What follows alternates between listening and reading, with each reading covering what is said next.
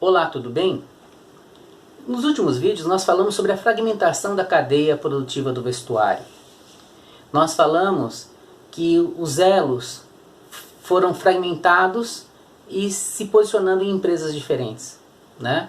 Cada empresa independente é responsável por um elo dessa cadeia produtiva.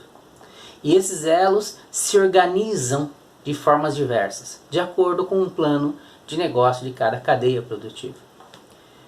Há cadeias produtivas que se organizam com uma empresa fazendo a pesquisa do mercado, desenvolvendo o produto, fazendo a criação do protótipo, né, o desenvolvimento do produto.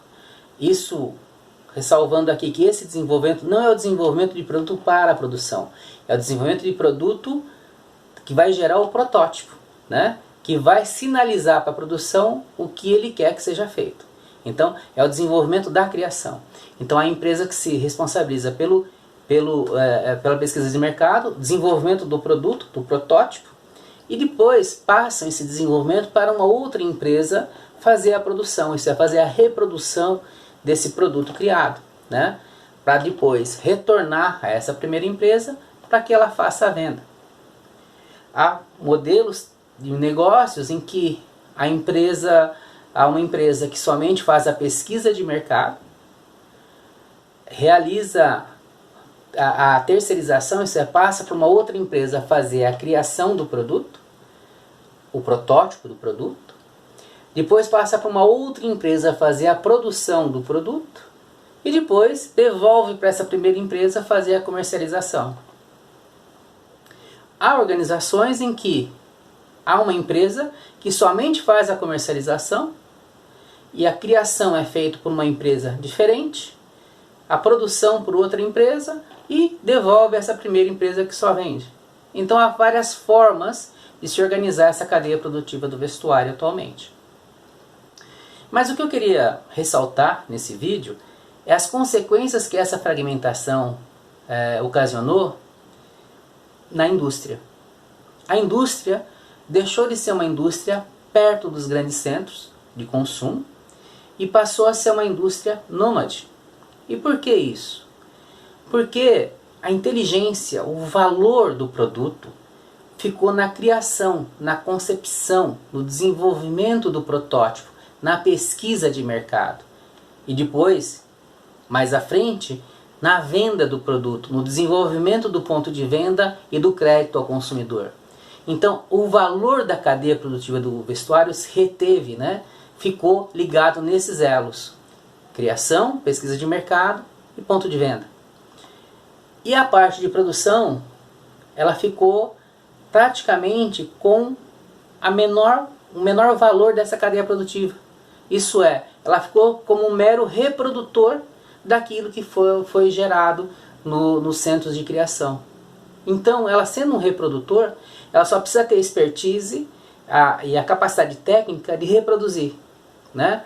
Então, ela se torna uma indústria nômade no sentido que ela vai se deslocar em busca de mão de obra mais barata. Aonde a mão de obra se oferecer mais barata, essa indústria vai e se instala. Esse processo aconteceu no Brasil e fora do Brasil, né? No Brasil, um pouquinho mais recente, e no mundo, né, por volta da década de 80, nós já vimos as grandes migrações da indústria. Note que da indústria, os polos de inteligência de produtos se mantiveram, né? Mas a indústria saiu dos Estados Unidos, foi para a América Central, depois veio para a América do Sul, depois se deslocou para a Europa Oriental e depois se deslocou para a Ásia, mais especificamente na China, né? E também na Europa aconteceu o mesmo problema, o mesmo fenômeno. O centro de inteligência de produto, desenvolvimento de produto ficou localizado na Europa Ocidental e na Europa Oriental foi transferidas as fábricas, né? As fábricas foram em busca da mão de obra oriental que se apresentou mais barata depois da queda do Muro de Berlim. Então, a mão de obra se apresentou mais barata e essa indústria da Europa se deslocou da ocidental para a oriental.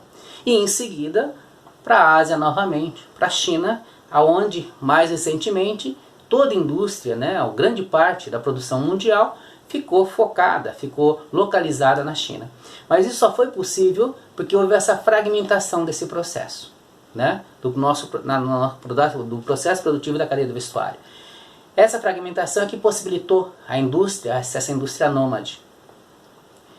E a isso, né, nós vemos que agora, também no Brasil e fora do Brasil, continua a movimentação, né?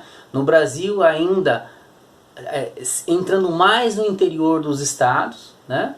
E no mundo se deslocando da China para países como Sri Lanka, Malásia, Bangladesh, né?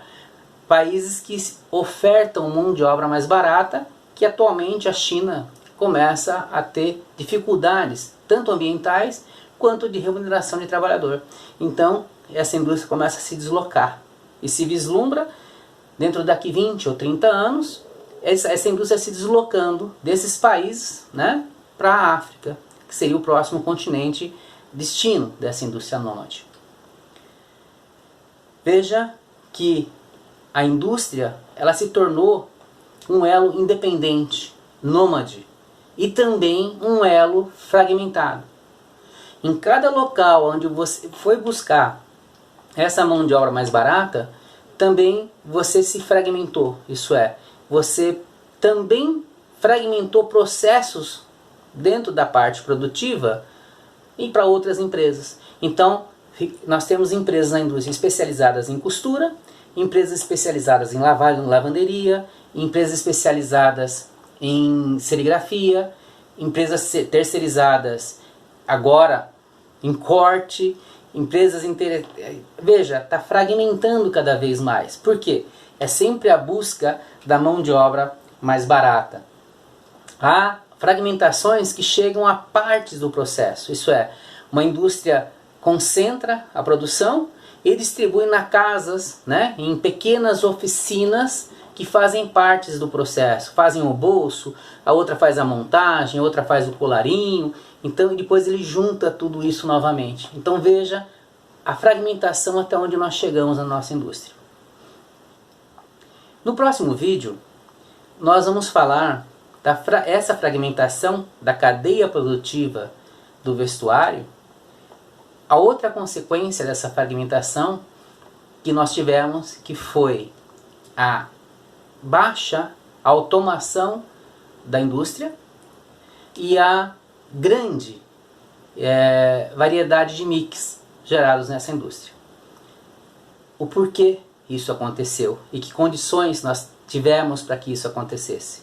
Aguarde o próximo vídeo. Até mais.